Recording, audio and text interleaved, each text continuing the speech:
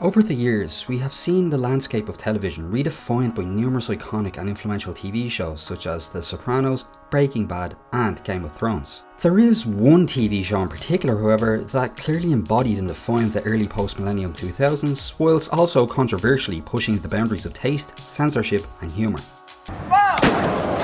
And that TV show is none other than MTV's Jackass, and in this series we are going to explore the origins and rise of this controversial show, its pioneering influence on early 2000s television pop culture, and its continuing legacy to this very day. So, let's get started.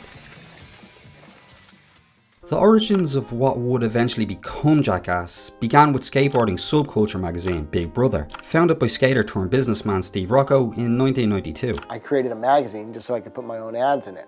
Let's give guys $1,000 a month and they can write whatever they want and do whatever they want. Big Brother helped to popularise street skating in the early 90s and would also feature articles about stunts and pranks, along with many far more controversial and edgy articles. Sold as a teen skateboard magazine, Big Brother has upset a number of local parents. Many of these edgier articles were written by aspiring filmmaker Jeff Tremaine, who also worked as an editor and art director at the magazine. Basically, it's just all in the name of humor. That's what we're doing, and I think it's very obvious. Additionally, Tremaine would also take submissions and contributions from outside writers and feature them in new issues of Big Brother, which only added to the magazine's popularity with fans. To complement these articles, the magazine also produced a number of skateboarding-inspired prank and stunt compilation videos, which soon became a huge hit with subscribers. Before Jackass, Johnny Knoxville was a 27-year-old writer and actor who had been struggling in the California film and television industry for nearly a decade. Frustrated by his lack of career progression in that time, Knoxville began writing and submitting articles to many different magazines as an additional creative and financial outlet. And although his articles were well received, due to the extreme nature of most of them, many would never actually be published. That is, until he secured a meeting with Jeff Tremaine of Big Brother in 1999. Knoxville was heavily inspired by the gonzo journalism style of the legendary writer Hunter S. Thompson, and so pitched Tremaine a Thompson-esque idea to become a guinea pig for the testing of a variety of personal defense weapons. I'm Johnny Knoxville, United States of America, and I'll be doing a little article on self-defense equipment. Knoxville's self-defense footage would then be incorporated into a new Big Brother compilation video along with many other video contributions from his future Jackass co-stars. Upon viewing the new video, Tremaine felt that Knoxville had huge star potential and now wanted to make a fully fledged Big Brother TV show centered around Knoxville, who would become the show's crazy charismatic lead. Whilst Knoxville and Tremaine were in California developing their Big Brother TV show, in Westchester, Pennsylvania, a 19-year-old aspiring professional skateboarder and his group of misfit friends were also simultaneously making their very own stunt video series. This was Bam Margera and the CKY crew. Margera first began making videos when his father Phil would drive him to skate parks in order to film him performing tricks that Bam would then edit into skateboarding montages in order to help him gain more exposure and notoriety. Bam's skating montages would then soon begin to also incorporate footage of his friends performing various stunts and sketches. And it was this extra footage that would then go on to become a huge hit within the skating community. Bam subsequently enlisted his friends, which included future Jackass cast members Ryan Dunn, Brandon DiCamillo, Rab himself and Ray Fionn, to shoot even more of this popular stunt and sketch footage for future videos. Bam's older brother Jess Margera and his rock band would also help to provide the music for a series of these early stunt videos. Jess's band was called CKY, and as a result of CKY providing the music for Bam's early stunt movies, the name stuck, and Bam and his friend group collectively became known as the CKY crew. Bam's CKY video series soon garnered enough notoriety within the skateboarder community that they eventually came to the attention of Big Brother magazine and Jeff Tremaine.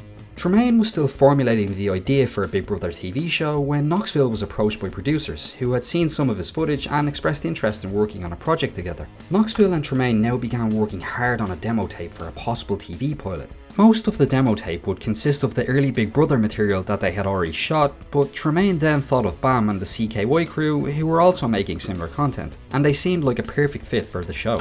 Tremaine flew Bam out to California and had him play his latest film for Knoxville called Landspeed Presents CKY. Both Tremaine and Knoxville were blown away by it and asked Bam if they could use some of the CKY footage for the demo that they were putting together, and also if he would agree to become part of their new show. Margera eagerly accepted. Next, Tremaine contacted an old friend from high school, and that friend just happened to be Academy Award-winning film director Spike Jonze. Tremaine asked him if he would be interested in getting involved with the project and told him about their demo reel. They had many ideas of what the show could be, but couldn't settle on one. Jones would simply tell them, "You guys already have the show. The Big Brother videos. That's the show." Spike Jonze would now become instrumental in the creation and production of Jackass and used his connections within the film industry to help move its development forward. Jones had previously directed music videos for Notorious B.I.G., R.E.M. and Bjork to name a few, and had just made his feature film debut with Being John Malkovich in 1997. Before any of this, however, Jones had gotten his start in filmmaking by shooting skateboarding videos in the late 80s and early 90s, with his most iconic video being called Video Days. Video Days would establish the unique shooting style, which then became a central part to the overall aesthetic of skateboarding. That Video Days shooting template would eventually be used to add to the realism, comedy and spontaneity of the stunts and pranks featured in Jackass, and is a huge part of the show's visual identity and also helped Jackass to stand out and look unique amongst its peers and competition in a crowded TV schedule. Tremaine, Jones and Knoxville soon began approaching numerous television networks with the Jackass demo tape. HBO was amongst the first networks approached, but they declined to pick up the show as their producers didn't really know what to make of it. Next up, Saturday Night Live producers offered Knoxville and the crew a spot on SNL, performing stunts on a weekly basis, but Tremaine and Knoxville eventually turned it down as it didn't feel like the show that they wanted to make. Despite these setbacks, however, Jackass was still gaining a lot of attention and traction amongst the TV networks, and eventually a bidding war would start between Comedy Central and MTV for the show's rights. MTV would eventually win out in the end as they agreed to cede more creative control, and once the deal was signed, Tremaine began to round out the rest of the cast in addition to the CKY crew. He recruited Big Brother contributors and writers Chris Pontius, Jason Wee Manacuna, Dave England's sidekick and best friend Aaron McGeehee, and finally Steve-O, who was working as a clown in a flea market in Fort Lauderdale, Florida at the time. Steve-O initially came to Tremaine's attention when he would call him almost every day for months on end in the hopes of finally being featured in Big Brother. And now his persistence had finally paid off when Tremaine invited him to join the cast of Jackass. My last day actually in the circus, I washed off my clown makeup and then within a half an hour I was puking up a goldfish for MTV. And with that, the cast and crew were now fully assembled, and production began in earnest on April 12th, 2000, beginning an epic 20-year journey. Thanks for watching, and if you found this topic as intriguing as I did, don't forget to drop a like, and remember to subscribe if you want to see more intriguing content like this in the future.